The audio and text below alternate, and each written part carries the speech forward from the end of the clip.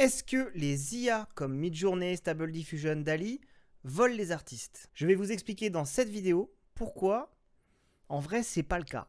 Donc on va revenir sur les plus gros arguments qui reviennent contre ces IA. Donc je vais prendre Midjourney comme exemple de base et on va essayer de voir un petit peu pourquoi ces arguments tiennent pas vraiment la route. Le premier argument, c'est que ce serait de la copie. Sauf que c'est absolument pas le cas. J'ai fait une vidéo sur le fonctionnement technique de Midjourney, donc si ça vous intéresse, vous pouvez aller la voir. Mais en gros, quoi qu'il arrive, l'image qui est générée n'est pas une copie, et c'est pas une copie de plusieurs éléments entre eux, c'est une image originale. D'ailleurs, ce serait impossible de faire remonter une image et de dire cette image appartenait à tel artiste et c'est une copie, parce que ce n'est pas le cas. Si par exemple vous lui demandez de faire un chat, elle ne va pas chercher dans sa base de données toutes les images de chat qu'elle a pu récupérer pour récupérer une des images. C'est absolument pas ce qui se passe. Elle analyse les images, et elle en tire des conclusions. Se dit, ok, un chat, ça a des oreilles, ça a des poils, ça a un regard tout mignon, ça a une queue. Elle transcrit ses conclusions sous la forme d'un code qui correspond un peu à son langage, à sa façon de penser. Puis elle fait apparaître une feuille blanche, sauf que là, c'est du bruit, pour créer une toute nouvelle image. Alors je vous vois venir dans les commentaires. Des fois,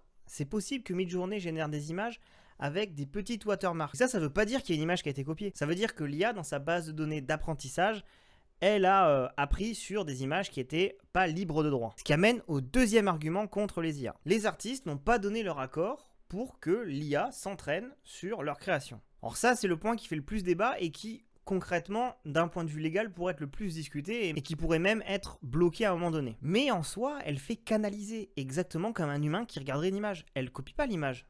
Elle l'analyse. Et là, je vais vraiment faire un peu le gars abusé, mais quelque part, en mettant ces images sur Internet, on accepte qu'il y ait des robots qui analysent ces images tout le temps. Que ce soit pour le référencement naturel, les bots de Google, ils passent dessus, ils analysent vos images. Sur Instagram, sur tous les réseaux, vos images sont analysées de fond en comble par des IA. Je vous parle même pas des bots russes et autres joyeusetés. Et même si les artistes arrivaient à faire valoir le droit, que les images analysées soient seulement des images qui sont dans le domaine public. Ce serait que reculer pour mieux sauter. Vous allez avoir toujours des œuvres, même du domaine public, qui vont être analysées par ces robots. Si on prend un exemple d'un artiste qui ferait des œuvres qui ressembleraient à peut-être le mélange de 4 artistes, et que ces artistes-là, c'était des artistes qui, eux, appartenaient au domaine public. On pourrait très bien demander à Midjourney de créer une image qui référence un peu ces 4 artistes-là, et avoir une création très similaire à ce que ferait l'artiste en question, sans que ces images aient été analysées à la base. Donc c'est très compliqué, ça, même si ça se fait valoir, tout ce que ça va faire, c'est ralentir un petit peu les choses, et je suis même pas sûr. Et d'ailleurs, cette notion de copie et de vol de contenu, c'est pas seulement une critique qu'on entend pour les IA génératrices d'images, mais même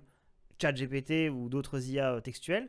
Concrètement, elles analysent tout le contenu qu'il y a sur Internet, elles récupèrent les connaissances, et ensuite elles vous les redonnent dans un contenu totalement unique au niveau du rendu et du phrasé, mais dont le contenu il a été analysé et récupéré de quelque part. Mais c'est absolument pas de la copie, c'est de l'apprentissage artificiel. Et ensuite, le troisième argument contre les œuvres créées par des IA génératrices d'images, je vous refais pas la liste, c'est que ce serait pas de l'art parce que ça aurait pas d'âme, ce serait trop facile, tout ce qu'on a à faire c'est écrire une prompt pour générer des images. Franchement, pour sortir un argument aussi éclaté au sol, faut vraiment être un gamin. Parce que cet argument, à chaque fois qu'il y a une nouvelle technique artistique qui arrive, il est sorti systématiquement. Les peintres qui font des peintures un peu abstraites. Argument de base des non-artistes qui ont envie de casser les bonbons à tout le monde, c'est pas de l'art, moi je préfère ceux qui arrivent à bien peindre une forêt de façon réaliste. Ça s'appelle de la technicité. Quand la photographie est apparue, il y a eu un lever de bouclier gigantesque en disant que c'était pas de l'art, exactement comme pour Midjourney. Quand Photoshop et la retouche numérique est arrivée, c'était exactement la même. Maintenant, c'est les intelligences artificielles qui génèrent encore de plus gros changements et qui font surtout beaucoup plus peur. Et c'est ça le fond du problème. Parce que quand on comprend pas quelque chose, le réflexe de base, c'est la peur, surtout quand ce quelque chose va potentiellement bouleverser nos vies. Et pour les artistes, c'est clair que ça va bouleverser la façon de travailler. Alors attention, je dis pas que freestyle, on contrôle rien du tout. Bien sûr qu'il faut une régulation, il faut faire hyper attention à ces IA parce qu'elles sont super puissantes. Il faut présenter des bons arguments. Pas des arguments tout pétés comme ceux qu'on voit en ce moment sur les réseaux sociaux. Les artistes ne se feront pas remplacer par les IA, mais les artistes qui refusent d'utiliser les IA dans leur process vont en grande majorité se faire remplacer par des artistes qui utiliseront des IA. Parce qu'ils seront plus performants. De la même façon que les illustrateurs qui peignaient les affiches de propagande, ça n'existe plus. Maintenant, on passe par des gens qui bossent sur Illustrator ou InDesign. Ou alors on fait appel à un gars qui fait de la peinture d'affiches une fois de temps en temps pour faire un petit buzz sur le côté rétro. Et voilà. N'hésitez pas à donner votre avis en commentaire. Par contre, on reste cordial et sympathique.